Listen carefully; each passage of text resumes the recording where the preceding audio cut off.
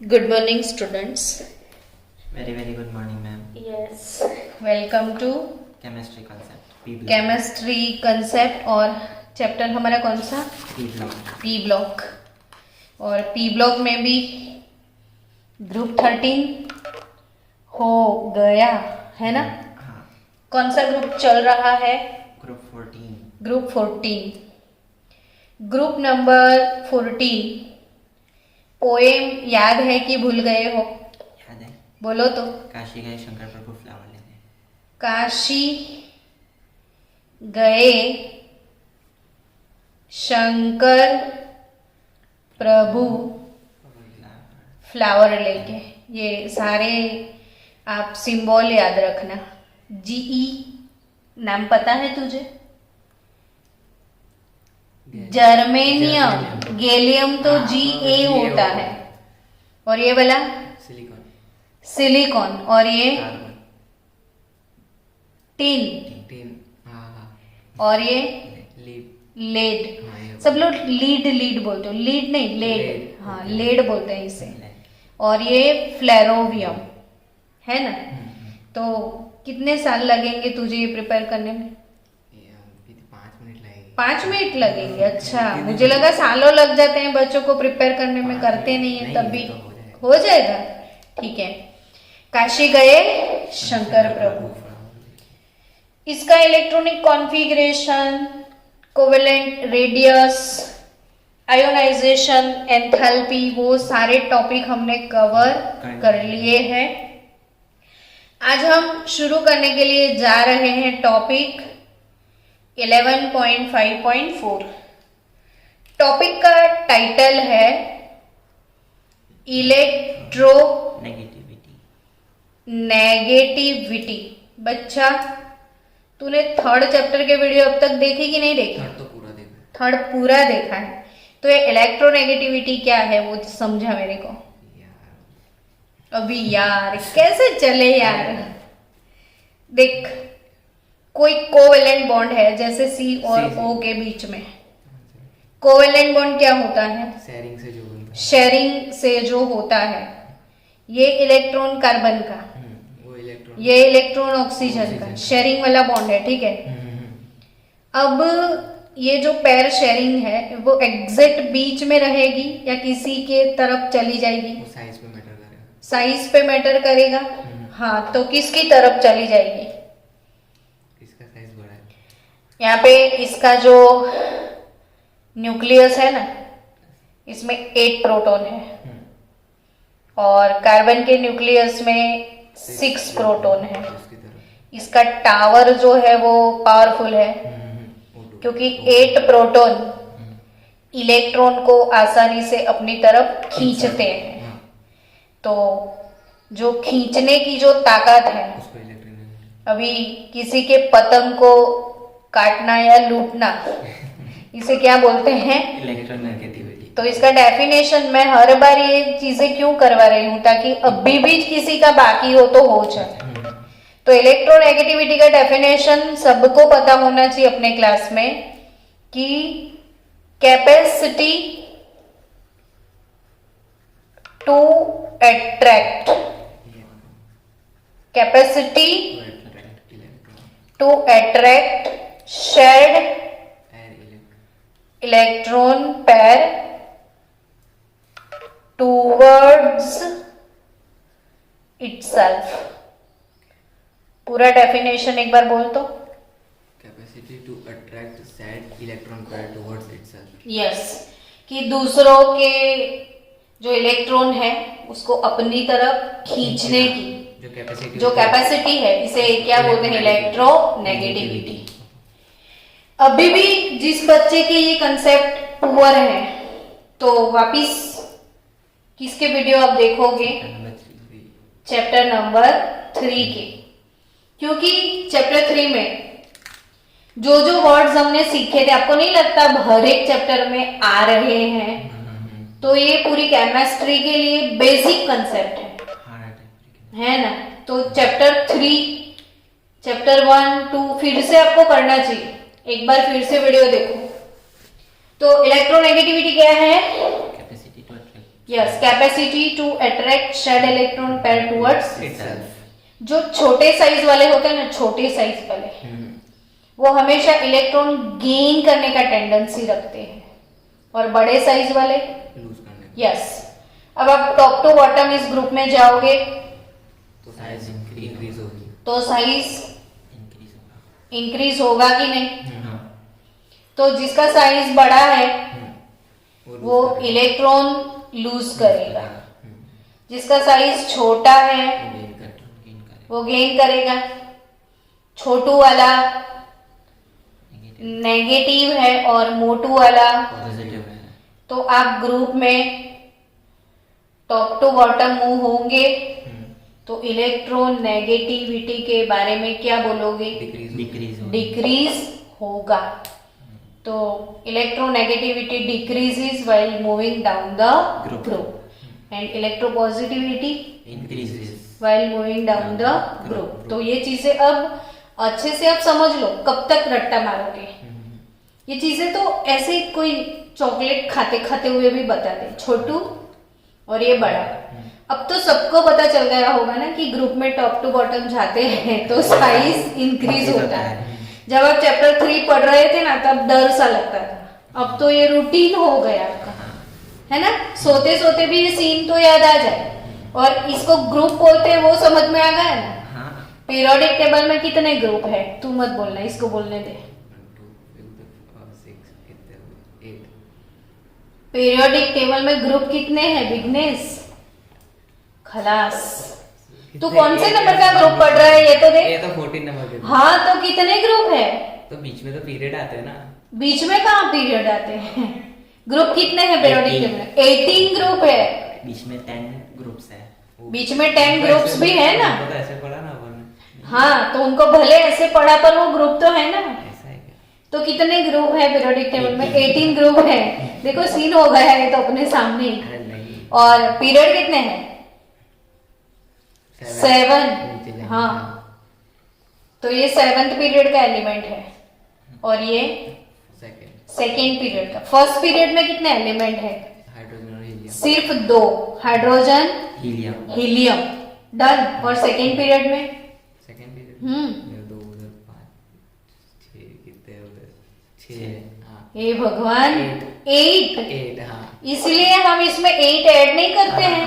हाँ. और third period में 18. फर्स्ट पीरियड में 2, सेकेंड में 8, 8.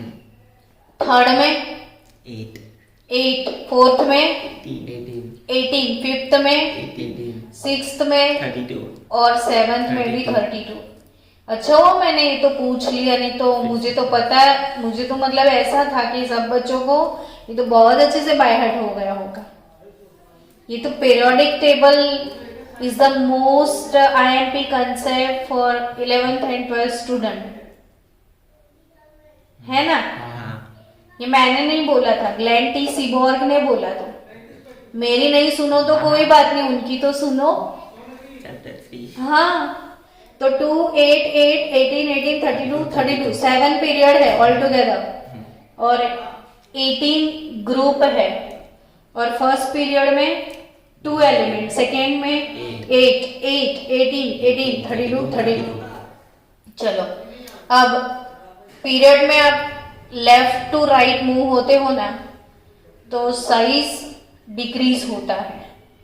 और ग्रुप में टॉप टू बॉटम जाते हो तो साइज इंक्रीज होता है. ये चीज भी याद है कि भूल गए हो? ग्रुप का पता था, पीरियड का भी. अभी पता चला पीरियड का. वाह. नहीं आपने बताया मैं भूल गया. अरे करोड़ों बार बताया है. चलो बच्चों इलेक्ट्रोनेगेटिविटी के बारे में पता चल गया. तो ये ग्रुप में याद रखना कि electronegativity values for element silicon to lead are almost the same. Silicon to lead मतलब सिलिकॉन, जर्मेनियम, टीन और लेड, इनकी सबकी इलेक्ट्रोनेगेटिविटी ऑलमोस्ट सेम है. ऐसे आप टॉप टू बॉटम जाओगे तो पॉजिटिविटी इंक्रीज होता है। और बट ये बहुत पीछे आ गया ना, ये ग्रुप ऐसे साइज में ऑलमोस्ट छोटे भी हैं ये लोग, वैसे भी देखिए पीरियड में ऐसे जाते हो तो 14 नंबर के ग्रुप में आ गए हो, तो इनके साइज इन लोगों की कंपैरिजन में वैसे छोटे भी हैं। और फिर टॉप टू बॉटम जाओगे तो इंक्रीज होगा, लेकिन ओवरऑल थोड़े छोटे तो हैं। तो सिलिकॉन से लेके लेड तक इलेक्ट्रोनेगेटिविटी में बहुत ज्यादा डिफरेंस नहीं है। ऑलमोस्ट सिलिकॉन और लेड की कैसी है, सेम है, ठीक है। इनका साइज जो है, हाँ, साइज पे डिपेंड करते हैं ये प्रॉपर्टीज। चलो नेक्स्ट टॉपिक 11.5.5 नाउ, और उस टॉपिक में लिखा है फिजिकल प्रॉपर्टीज के बारे में। क्या लिखा है? Physical properties. Physical properties. तो फिजिकल प्रॉपर्टी की 1 by 1 बात करें तो all members of group 14 are solids. Physical property में तो वही होता है ना कि ये सॉलिड है, लिक्विड है, गैस है, फिर उसका melting point, boiling point, density, फिर वो वाटर सॉल्युबल है कि इनसॉल्युबल है, फिर ये मेटल है, नॉन मेटल है, मेटलॉइड्स है, ये सारी प्रॉपर्टी को हम क्या बोलते हैं? Physical properties. तो वो तो बहुत कम होंगी, तो ये कैसे है? सॉलिड्स। फिर कार्बन एंड सिलिकॉन। कौन? वही बोलने वाला था। क्या? कि ये नॉन मेटल है। हाँ, तो वही मैं बोल रही हूँ ना कि कार्बन एंड सिलिकॉन क्या है? Non metal. Non metal. बच्चों एक सिंपल सी बात याद रखो, मेटल किसको बोलते हैं? ये आपका एक चैप्टर था 10th में, मेटल्स एंड नॉन मेटल्स। जब पूरा चैप्टर आप पढ़ के आए हो, ठीक है, और अभी भी आपको मन में डाउट होता है, मैं कई बार बच्चों को ऐसे पूछती हूँ कि चल बता नाइट्रोजन क्या है, मेटल या नॉन मेटल? पर वो बहुत डीप में सोचने लग जाता है, मुझे तो पता ही नहीं है। अरे भाई, मेटल किसको बोलते हैं? जो डक्टाइल होते हैं, जो मेलिएबल होते हैं, मतलब जिनके तार बनते हैं ऐसे खींचाई करो और शीट बनती है ना। नाइट्रोजन तो गैस है, तो उसकी शीट कहाँ से होंगी, उसके वायर कहाँ से होंगी? तो ऑब्वियसली वो क्या है? Non metal. उसके हिसाब से ही करते हैं। हाँ, तो मेटल के फिजिकल प्रॉपर्टी को आपको पढ़ाया था 10th में, फिर भी बच्चे मतलब कितनी वो रट्टेलॉजी की दुनिया में जीते हैं। 3rd चैप्टर है ना, ये मेटल है, दिखता है देखो। हाँ। मेटल से ये पूरा ये बन सकता है ऐसे, लेकिन नाइट्रोजन गैस का ऐसा बनेगा नहीं। अच्छा, कार्बन और फास्फोरस दोनों सॉलिड है। अब कार्बन यानी कोलसा, तो क्या कोलसे से ये बनेगा? नहीं, पर वो नहीं स्पीसीज में तो हाँ, तो वो तो ब्रिटल होता है ना, उसको ऐसे आप पीटोगे तो वो तो एक पाउडर में कन्वर्ट हो जाएगा। फास्फोरस का भी वैसा ही है, सल्फर का भी वैसा ही है। इसलिए तो मैं बोलती हूँ कि आप गूगल पे सारे एलिमेंट्स के वीडियो देखो, जब फ्री हो तो सल्फर निकालो, देखो तो सही सल्फर कैसा है, लेड कैसा दिखता है, टीन कैसा है ना, टीन मेटल है। तो ये कार्बन और सिलिकॉन क्या है? नॉन मेटल है।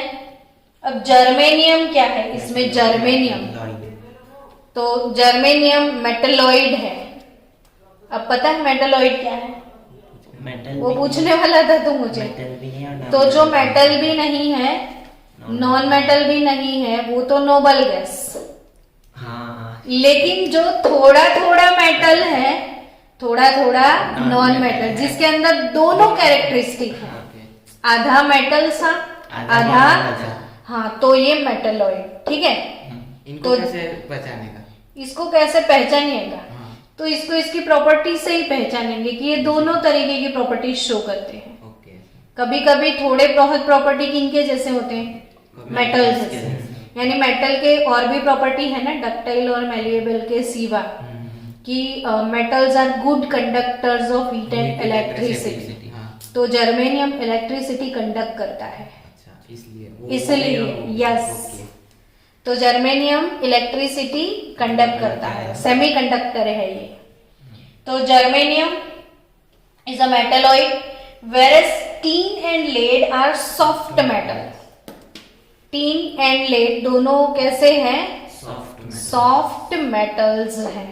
tin और lead are soft metals with low melting point. अब ये क्या low melting point मतलब ज्यादा जल्दी से वो मेल्ट हो जाते हैं, है ना.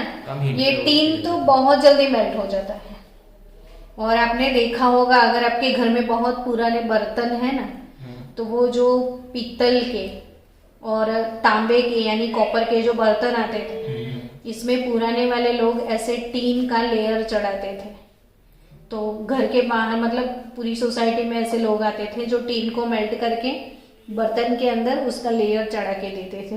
ये टीन का कलाई बोलते हैं इसे, कलाई. तो टीन और लेड सॉफ्ट मेटल है विथ लो मेल्टिंग पॉइंट. बाकी सबका याद हो गया? चलो एक बार बोल जाओ, आपको क्या याद हो गया? कार्बन सिलिकॉन क्या है? नॉन मेटल है. और जर्मेनियम मेटलॉइड है. और टीन और लीड सॉफ्ट मेटल. टीन और लेड सॉफ्ट. अब आपको ऐसा लगेगा कि मैडम इतना सारा टाइम ये बोलने में क्यों लगाया है ना, है ना. अच्छे से समझ में आ गया. लेकिन फिर आपको ना एग्जाम में कहीं ऐसा आ गया कि जर्मेनियम का ऑक्साइड जो भी है तो वो उसका नेचर कैसा है, ऐसा क्वेश्चन आएगा. तब मैंने आपको एक चीज सिखाई है, हमेशा आप भूल जाते हो कि मेटल ऑक्साइड कैसे होते हैं. बेसिक होते हैं. अच्छा, नॉन मेटल के ऑक्साइड कैसे होते हैं? एसिडिक होते हैं. ठीक है. और मेटलॉइड के amphoteric.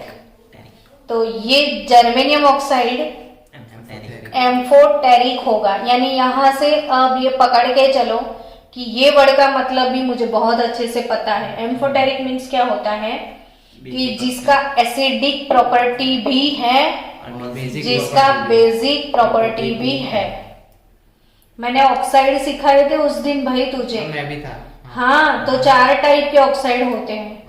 Acidic oxide, basic oxide, फिर ना एसिडिक हो ना बेसिक हो वो न्यूट्रल ऑक्साइड, और जो एसिडिक थोड़ा थोड़ा और बेसिक थोड़ा थोड़ा वो एम्फोटेरिक. तो एम्फो तू ही था. नहीं, मैं ऑक्साइड सुपर ऑक्साइड. हाँ ना मुझे याद है तू था. तो चलो, जर्मेनियम ऑक्साइड कैसा है? एम्फोटेरिक. ठीक है. तो अच्छा, सिलिकॉन का ऑक्साइड कैसा होगा? एसिडिक होगा. आ गया ना आप समझ में? और मैंने ऐसा सिखाया था को नो न्यूट्रल ऐसा N2O H2O. इन लोगों को याद रखना. ये कैसे ऑक्साइड है? न्यूट्रल. कैसे ऑक्साइड है? न्यूट्रल. कौन से न्यूट्रल है? कोनो N2O H2O. चलो बच्चों, अभी हम स्टार्ट करने के लिए जा रहे हैं next topic of text book, chemical properties. ठीक है. और केमिकल प्रॉपर्टीज में सबसे पहली बात बोल दी है ऑक्सीडेशन स्टेट के बारे में. पहले ही कर दिया था ये टॉपिक, इसलिए मैंने थोड़ा उस दिन ओमिट भी किया था कि ये टॉपिक मेरा हो चुका है. चलो मैं फिर से बताऊं. काशी गए शंकर प्रभु. फ्लावर को तो वैसे भी हटा दिए, फ्लावर की सीजन है अभी नहीं. चलो अब आप मुझे बताओ ना कि इनका कॉमन कॉन्फ़िगरेशन थोड़ा रिवीजन भी हो जाए ना अपना बैठे बैठे. Noble gas NS2 NP2. Noble gas NS2 NP2. तो P टाइप के 2 इलेक्ट्रॉन, S टाइप के 2 इलेक्ट्रॉन, कुल मिला के कितने जा सकते हैं? 4. यानी इनका मैक्सिमम ऑक्सीडेशन स्टेट क्या होगा? +4. तो ग्रुप नंबर 14. तो मैक्सिमम ऑक्सीडेशन स्टेट होगा +4 और मिनिमम ऑक्सीडेशन स्टेट क्या होगा? क्या होता है मिनिमम? अच्छा, मैक्सिमम क्या होता है? कैसे? क्योंकि S के अंदर 2 इलेक्ट्रॉन्स और P के अंदर हाँ, तो वो 4 इलेक्ट्रॉन लूज कर सकता है ऑक्टेट क्लियर करने के लिए। वो 4 लूज करेगा तो नोबल गैस बन जाएगा ना, हाँ, ऑक्टेट पर 4 क्लियर लूज ना। करने के लिए उसको बहुत ज्यादा एनर्जी चाहिए। हाँ, तो वो 4 गेन भी कर सकता है। हाँ, वो नहीं कर सकता। तो वो 4 गेन करे तो ये इसका मिनिमम -4 हुआ। लेकिन 4 गेन करेगा तो भी ऑक्टेट, क्लियर होगा। 4 लूज करेगा तो भी ऑक्टेट, लेकिन 4 लूज करना है तो बहुत तो आपको कितने घाव सहन करने पड़ेंगे। पहला इलेक्ट्रॉन निकालो, आपको हथौड़े पड़ेंगे, क्योंकि आयोनाइजेशन एंथैल्पी का डेफिनेशन भी तो भूल गया होगा। क्या होता है आयोनाइजेशन एंथैल्पी? इलेक्ट्रॉन लूज करने की जो टेंडेंसी होती है वो minimum energy required to remove electron. तो इसको हथौड़ा मारोगे आप तो इसका इलेक्ट्रॉन रिमूव होगा। तो पहला हथौड़ा पड़ा, पहला इलेक्ट्रॉन दूसरे हथौड़े पे, दूसरा, तीसरे हथौड़े पे, तीसरा, तो बहुत चौथे हथौड़े पे। चौथा, बहुत मार खानी पड़ेगी इसको, मर जाएगा। मर जाएगा बेचारा। तो लूज करने का तो सोचे ही ना कार्बन। अच्छा, गेन करना है तो अब हथौड़े नहीं खाने पड़ेंगे, अपने अंदर से एनर्जी निकालनी पड़ेगी। पहली बार निकालो, दूसरी बार निकालो, तीसरी बार, कितना एनर्जी लूज करे तो भी वो अनस्टेबल। गेन करेगा तो एनर्जी गेन होगी ना। ये इसमें इलेक्ट्रॉन लूज करेगा तो उसको हम एनर्जी सप्लाई करेंगे। हाँ, इसमें हम एंडोथर्मिक। हाँ हाँ हाँ हाँ, sorry। इसमें एनर्जी वो लूज करेगा एक्सोथर्मिक। ये 4 दोनों प्रोसेस इसके लिए इजी गोइंग नहीं है। तो वो सोचेगा मुझे ना तो 4 लूज करने हैं, तो 4 गेन करना है। इससे अच्छा मैं 4 का शेयरिंग कर लूं किसी के साथ। हाँ, तो कार्बन तो सोचेगा ना कि मैं अपने एक एक इलेक्ट्रॉन का शेयरिंग करके इतने अच्छे कंपाउंड बना लेता हूं, तो मैं फालतू में क्यों अपने आयन बनाऊं। यानी कार्बन जो है इनका ऑक्सीडेशन स्टेट भले ही +4 हो, लेकिन सारे कंपाउंड कैसे होंगे? कोवैलेंट। कोवैलेंट होंगे। ठीक है। अब जैसे जैसे आप टॉप टू बॉटम जाओगे, मेटालिक नेचर। तो मैंने एक इफेक्ट एक्सप्लेन किया था, कौन सा? Inert pair effect. तो due to inert pair effect कौन सा पेयर इनर्ट हो जाएगा? इसके नीचे s block. S pair inert. हाँ, इनर्ट। अब तो ये बोले कि मैं तो ना जाऊं, जाए तो कौन जाए? खाली सिर्फ पी पी जाए। +2 तो इसमें कितने हैं? 2। तो 2। तो लीड का जो स्टेबल ऑक्सीडेशन स्टेट क्या होगा? +2। यानी ये जो बॉटम वाले हैं सबके +2 होंगे, और टॉप टू बॉटम जाएंगे ना तो स्टेबिलिटी और +4 decrease. Oxidation state decreases, well stability और +2 ऑक्सीडेशन स्टेट इंक्रीजेस। तो इसका स्टेबल लेड का कौन होगा? +2, क्योंकि वो PbI4 नहीं बनाता है। इसका रीजन भी ये है, ये PbI2 क्यों बनाता है? तो इसका स्टेबल +2 है। ठीक है ना। चलो, तो ऑक्सीडेशन स्टेट वाले जो सारी बातें हैं मोस्ट प्रोबेबल मैंने बता दी है आपको, और भी इसमें कई बातें हैं वो शेयर कर ही लेते हैं। हमें एक एक्स्ट्रा लेक्चर लगेगा तो कोई बात नहीं, लेकिन चीजें सारी कवर करते हुए चले जाए। टेक्स्ट बुक में एक चीज लिखी है कि carbon can not exceed its covalence more than 4। कौन मुझे एक्सप्लेन करेगा ये सेंटेंस का मतलब? वो 4 से ज्यादा इलेक्ट्रॉन शेयर नहीं कर सकता। क्यों? क्योंकि इसके पास नहीं है। क्योंकि इसके पास क्या नहीं है? इलेक्ट्रॉन ज्यादा नहीं है, सिर्फ डी ऑर्बिटल नहीं है। कितनी बार मैंने सिखाया है कि सेकेंड पीरियड वाले जितने भी एलिमेंट है, लीबे को तो छोड़ दो, वो लोग तो शेयरिंग वैसे भी नहीं करते। तो बक नॉफ ने सबके पास डी ऑर्बिटल नहीं है, यानी वो 4 से ज्यादा बॉन्ड नहीं बनाएंगे। तो कार्बन के जो बाकी नीचे वाले मेंबर्स हैं उनके पास डी है। तो इसलिए other elements, other elements of the group can do so, यानी ये 4 से ज्यादा कोवैलेंसी कंपाउंड बना सकते हैं। तो ऐसा क्यों? तो it is due to d orbital in them, ठीक है। सो जिसके पास d ऑर्बिटल है, तो due to this their halides, due to this their halides undergo for hydrolysis. जिनके पास d ऑर्बिटल होते हैं ना, उनके हैलाइड्स का क्या हो जाता है? हाइड्रोलिसिस। हाइड्रोलिसिस का मतलब addition of water molecule from moisture, from anything, ठीक है। तो इनका हाइड्रोलिसिस हो जाता है and have tendency to form complexes by except electron pair. तो यानी कि सिलिकॉन है अगर, तो सिलिकॉन के पास d ऑर्बिटल है, तो इसलिए वो कॉम्प्लेक्स बना सकता है SiF6। यहाँ पे ये समझना है कि सिलिकॉन के आजू बाजू कितने फ्लोराइड है? 6 यानी सिलिकॉन ने 6 बॉन्ड बनाए। क्यों? क्योंकि उसका d ऑर्बिटल है। यस।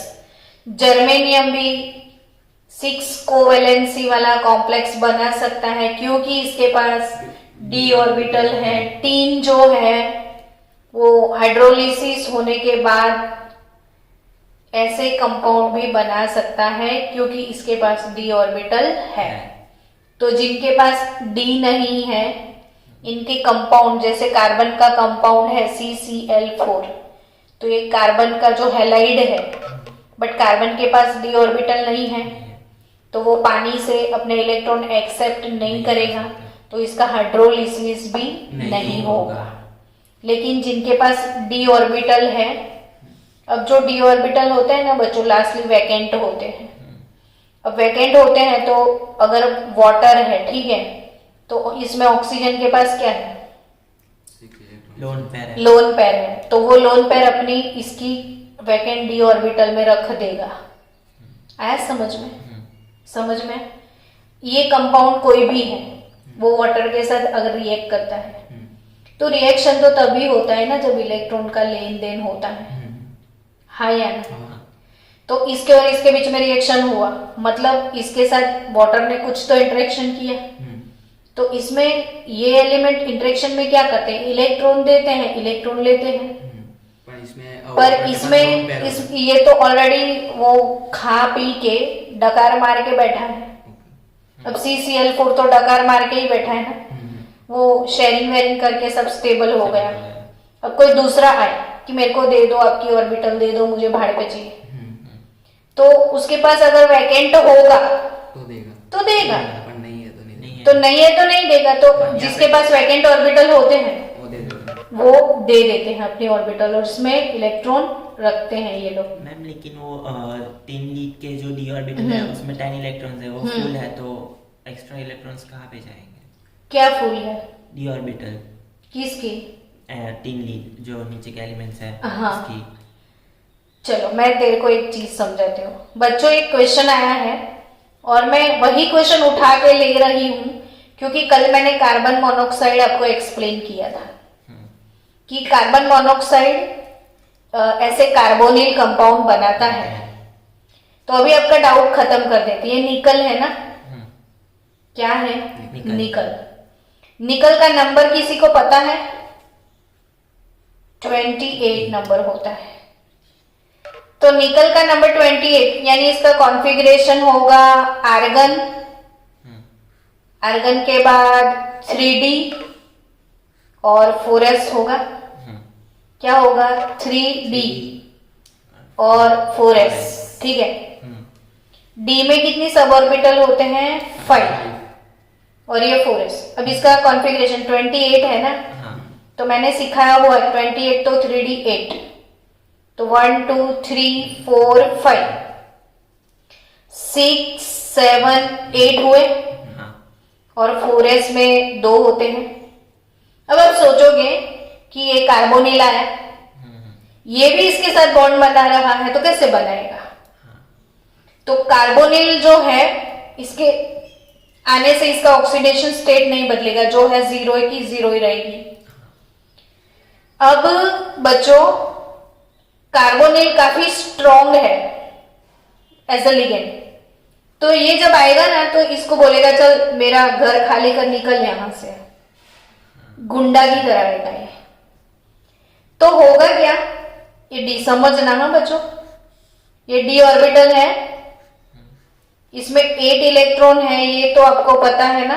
हाँ, लेकिन होगा क्या, ये 4s के 2 है ना, ये इसमें चले जाएंगे, ये 3d 4s के 2 किस में चले जाएंगे, 3d में। अब 4s टोटली वैकेंट हो गया, यस और नॉट। अब ये 4s के बाद 4p भी तो होता है ना, भले इसमें इलेक्ट्रॉन नहीं है लेकिन उसके पास 4th नंबर का शेल है, तो जिसके पास डी कंप्लीट भरे हुए होते हैं तो वो 4th नंबर के शेल में होते हैं, 4 तो होता ही है इसके पास। अब ये तो वैकेंट है, तो निकल बोलेगा उसको कि ये वैकेंट ऑर्बिटल है, जहां हाइब्रिडाइजेशन कर ले, ये कर लेगा हाइब्रिडाइजेशन, कौन सा, sp3। और कार्बोनिल जो है ना, कार्बोनिल कल सीखा था हमने, carbon monoxide C triple bond O, उसके पास भी क्या है, 2 इलेक्ट्रॉन।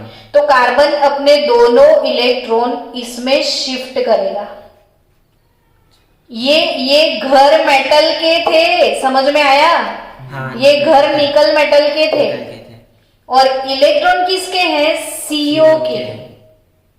तो ये तो डकार मार के बैठा था, पर उसके पास कुछ तो था खाली किसी को दान में देने के लिए, उसकी खाली ऑर्बिटल में CO ने अपने इलेक्ट्रॉन छोड़ दिए कि नहीं, और इसने 4 बॉन्ड इसके साथ बना लिए। अब ये वाले शेयरिंग में आपने देखा कि एक हमारा एक तुम्हारा वाला शेयरिंग नहीं है, हमारे तो सिर्फ खाली घर है, दोनों ही आपके। आप आपकी फैमिली लेके रेंट पे रहने के लिए आ जाओ, ऐसे बॉन्ड को हम बोलते हैं कोऑर्डिनेट कोवेलेंट बॉन्ड। आया ना समझ में? अब जिनके पास ऐसे खाली ऑर्बिटल पड़े होंगे वो ऐसे 6 तो क्या कुछ भी बना सकते हैं, समझे आप? हाँ कहीं ना? हाँ, तो अभी कार्बन टेट्राक्लोराइड है तो उसके पास ऐसा वैकेंट कुछ भी नहीं है कि जो पानी को दे सके, यानी इसका हाइड्रोलिसिस नहीं होगा, लेकिन बाकी सबका हाइड्रोलिसिस क्यों पॉसिबल है, समझ में आया क्या? इनके पास वैकेंट है, तो इसमें वाटर के पास इलेक्ट्रॉन है ना, ये किसी को देने के लिए, तो वो उधर रख देंगे, वाटर इधर रख देगा, तो इनका हाइड्रोलिसिस हो जाएगा, और वो 6 से भी ज्यादा बॉन्ड ऐसे बना सकते हैं। तो जिनके पास d ऑर्बिटल है, d ऑर्बिटल, तो d फुल होगा तो भी आगे की वैकेंट होगी, तो समझ गए? तो d नहीं है वो 4 से ज्यादा बॉन्ड नहीं बनाएगा, जिनके पास d है उनका हाइड्रोलिसिस पॉसिबल है, वैकेंट ऑर्बिटल होने की वजह से कोई भी आए, रहने के लिए फुल स्पेस है। डन? चलो, तो हाँ ओके ठीक है। और दूसरी बात समझो, देखो कि SiF6-2 मैंने कॉम्प्लेक्स बनाया, ठीक है, तो इसमें सिलिकॉन का हाइब्रिडाइजेशन क्या होगा? चलो केमिकल बॉन्डिंग का रिवीजन कर लो। sp3d2 क्यों, कैसे निकाला? तो ये 6 है ना, इलेक्ट्रॉन पेयर निकलोगे अब half v plus m minus c plus a करना पड़ेगा इधर, तो ये half v for valence electron of silicon, तो 4 होंगे ना वैलेंस। मोनोवैलेंट यानी जिसका वैलेंसी -1 या +1 है, तो हेलोजन या हाइड्रोजन, तो इसका 6 और इसके ऊपर चार्ज -2, यानी किसी के 2 गेन किए हैं ऑलरेडी, तो कितने हुए? 12 हुए, 12/2 कितने हुए? 6 हुए। तो 6 के ऊपर हाइब्रिडाइजेशन यानी 6 ऑर्बिट मुझे तो चाहिए, तो एक मैं s यूज कर लूंगी, p के 3 यूज कर लूंगी और d के 2 यूज कर लो, तो मेरे पास ये हाइब्रिडाइजेशन होने के चांसेस क्यों है? क्योंकि मेरे पास d है। अगर मेरे पास d नहीं होता तो हाइब्रिडाइजेशन नहीं होता, तो मैं 6 बॉन्ड तो बना ही नहीं सकती थी, तो आई थिंक ये कंसेप्ट क्लियर, क्योंकि अभी हमको और भी 5 चैप्टर में ये डी ऑर्बिटल वाला फंडा रोज पढ़ना है। तो क्यों ना अभी से आपका पक्का प्लास्टर हो जाए, तो बाद में क्या रिवीजन होता जाएगा। अब तो आपके जहन में चले जाना चाहिए कि सेकेंड ऑर्बिट वाले, सेकेंड पीरियड वाले जो एलिमेंट है ना, उसमें डी नहीं होता तो 4 बॉन्ड ही बनाएंगे, और बाकी सब में डी है तो वो मोर देन 4 यानी 6 बॉन्ड बना सकते हैं। डन। और जिसका 6 होता है ना, 6 हाइब्रिडाइजेशन कौन सा हुआ, तो आपको ये भी नींद में पता चलना चाहिए कि शेप ऑक्टाहेड्रल ही होगा। कौन सा शेप होगा? अब ये भी पता होना चाहिए कि ऑक्टाहेड्रल शेप यानी ये 4+2 वाला स्कीम, AB3E2, ये सारी चीजें 12th में भी रोज पढ़नी है। हाँ, तब भी मैं बोलती हूँ कि 11th अच्छे से पढ़ लिया, 12th में मैं नींद में भी पढ़ो तो चले। तो ये M, ये चीज समझ में आ गई आपको? क्या कि 4+2 का स्कीम, ये 4 इधर होंगे, एक अबाउ द प्लेन, एक बिलो द प्लेन। अब ये 4 को ऊपर कनेक्ट कर लो, ये 4 को नीचे कनेक्ट कर लो, तो ये शेप कौन सा हो गया? ऑक्टाहेड्रल। तो ये भी आपके ब्लड में चले जाना चाहिए कि ऑक्टाहेड्रल शेप क्या, मीटिंग एंड तो नहीं हुई? हाँ, तो क्लियर ना कि ऑक्टाहेड्रल शेप क्या होता है। और 4 है ना, 4 तो टेट्राहेड्रल, टेट्राहेड्रल। तो ये जो चीजें हैं वो आपको अच्छे से पता होनी चाहिए, यानी चाहिए। तो sp3 टेट्राहेड्रल, sp3d2 ऑक्टाहेड्रल, और ये शेप। डन। चलो आगे बढ़े। नाउ अपने पास नेक्स्ट टॉपिक है reactivity towards oxygen.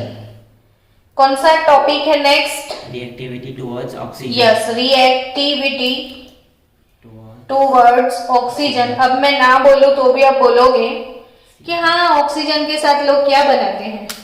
Oxide. Simple, of course.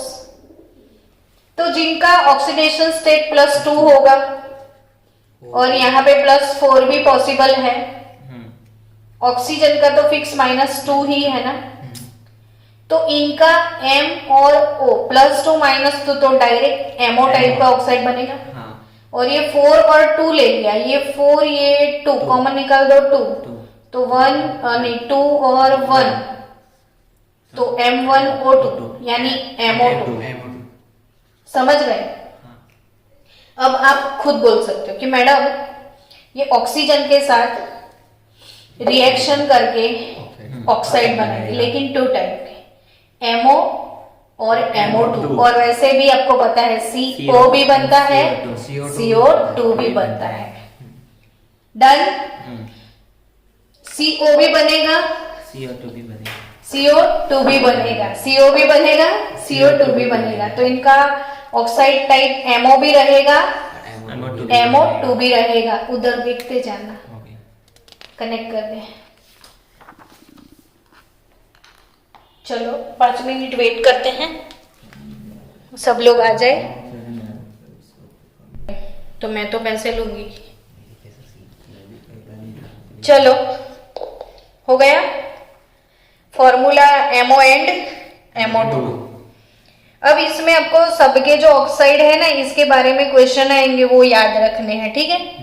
तो SiO के बारे में लिखा है कि SiO only exist at high temperature. तो जनरली ये कौन से टेम्परेचर पे एग्जिस्ट करता है?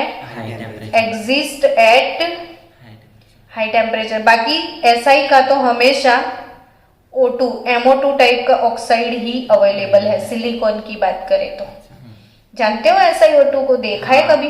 क्या? मिट्टी, अर्थ क्रस्ट जिसको बोलते हैं ना, मिट्टी का लेयर। तो ये जो भी मिट्टी है ये है सिलिका।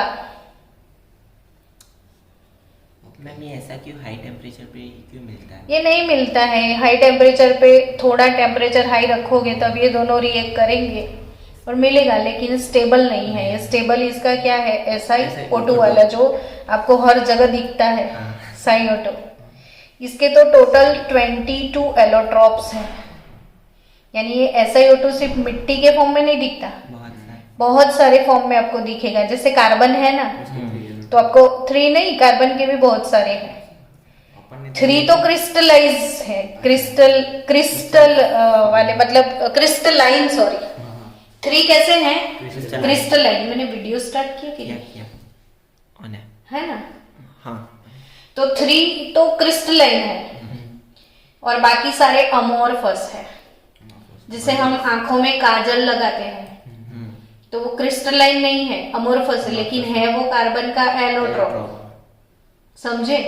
यानी डायमंड, ग्रेफाइट, कार्बन ब्लैक जिसको बोलते हैं ना, वो काजल, कोल। हाँ, और कोल। तो ये इसके एलोट्रोप्स तो हैं। तो ऐसे सिलिका जो है ना, इसके टोटल कितने एलोट्रोप हैं? 22। हाँ, और इसमें क्रिस्टलाइन भी है, अमोर्फस भी है। और ये SI का O only exist at a high temperature, और सब जगह कूल टेम्परेचर पे कौन सा ज्यादा अवेलेबल है? SiO2। Oxides in higher oxidation state of element are generally more acidic than lower oxidation state। यानी बच्चों, कार्बन का ये ऑक्साइड और कार्बन का ये ऑक्साइड, 2 ऑक्साइड हो गए। ये वाले ऑक्साइड में कार्बन का ऑक्सीडेशन स्टेट +2 है और इसमें +4 है। तो इन दोनों में ज्यादा एसिडिक कौन? तो जिसका ऑक्सीडेशन नंबर हाई होता है। तो यहाँ पे मुझे आपको नीट जी बोर्ड सिखाना है, ठीक है? क्या सिखाना है? नीट जी बोर्ड कंपलसरी याद रखना बच्चों, कि इस आपको नीट में ये क्वेश्चन आता है, H2SO4, H3PO4 और HClO4, ये 4 एसिड है। इनको अपनी एसिडिक स्ट्रेंथ के हिसाब से आपको अरेंज करना होता है कि इन तीनों में से सबसे ज्यादा एसिडिक कौन। तो अब कैसे, हाँ, ऑक्सीडेशन स्टेट देखना है। तो सल्फर का 6, फास्फोरस का 5 और क्लोरीन का 7। जिसका ऑक्सीडेशन स्टेट सबसे ज्यादा, वो सबसे ज्यादा एसिडिक। तो ये सबसे ज्यादा एसिडिक होगा HClO4, उसके बाद आएगा H2SO4 और उसके बाद आएगा H3PO4। यानी समझ गए? तो जिसके, हाँ, अब CO और CO2 में कौन एसिडिक? ऑब्वियसली CO2, क्योंकि ऑक्सीडेशन स्टेट हाई है। तो इसलिए CO2 एसिडिक है और ये न्यूट्रल हो गया, कौन? N2H2। समझे आप? अब आपको एग्जाम में है कि N2O3 और N2O5, ठीक? अब ये दोनों एसिडिक है, ये तो इसलिए पता चल गया कि नाइट्रोजन नॉन मेटल है। नॉन मेटल का ऑक्साइड कैसा होता है? एसिडिक होता है। नॉन मेटल का ऑक्साइड कैसा होता है? एसिडिक होता है। अब ये दोनों एसिड, ठीक? नाइट्रोजन के नो N2O, ये न्यूट्रल है खाली, नो N2O, बाकी सारे एसिडिक हैं। अब ये दोनों एसिडिक है ना, तो दोनों में ज्यादा एसिडिक कौन? तो इसमें नाइट्रोजन का स्टेट है +3, इसमें नाइट्रोजन का स्टेट है +5, तो obviously N2O5 is more acidic than N2O3। Clear? तो आपकी बुक में वही लिखा है कि oxides in higher oxidation state of element are generally more acidic than those in lower oxidation state. Done. Next, the dioxide. आप याद रखना है बच्चों, यहाँ से वो आपका, वो अपना हाथ, रिमेम्बर दैट। तो आज रिमेम्बर दैट में आपको हम बोलने वाले हैं CO2, फिर SiO2, फिर GeO2। CO2, SiO2 and GeO2 are acidic। Done. इतने एसिडिक है। Whereas tin O2 and lead O2, आपको पता है ना टीन और लेड क्या है? सॉफ्ट मेटल है। तो मेटल के ऑक्साइड एसिडिक नहीं होंगे, कैसे होंगे? बेसिक होंगे। लेकिन ये ग्रुप 14 है, तो ये सारे नॉन मेटल है, नीचे जाएंगे तो increase होगा। हाँ, तो मेटालिक नेचर इंक्रीज होगा, लेकिन इतना भी बहुत ज्यादा इंक्रीज नहीं होगा।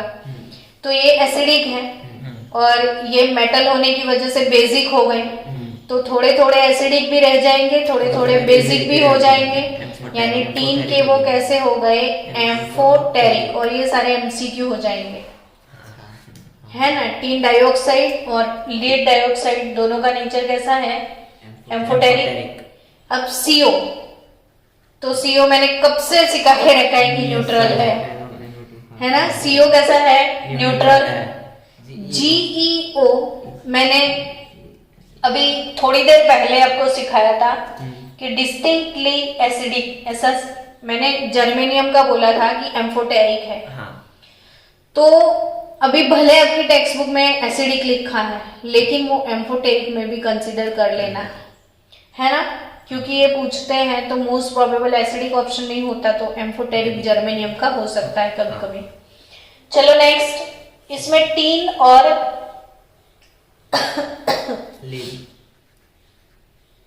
आपके टेक्स्ट बुक के हिसाब से कैसा लिखेंगे हम, एसिडिक, और टीन और लेड के तो एम्फोटेरिक, और सीओ का न्यूट्रल। डन। तो प्रॉब्लम 11.5 कल सॉल्व करके लाना खुद। और अब क्या बचा इसमें, reactivity towards water and reactivity towards halogen. ये हम शाम को कवर कर लेंगे या फिर कल कवर कर लेंगे मॉर्निंग सेशन में। इवनिंग सेशन में आज हम एलोट्रॉप्स ऑफ कार्बन पढ़ लेंगे, ठीक है। चलो 4 to 5 है ना अपना इवनिंग सेशन, तो बी रेडी फॉर दैट।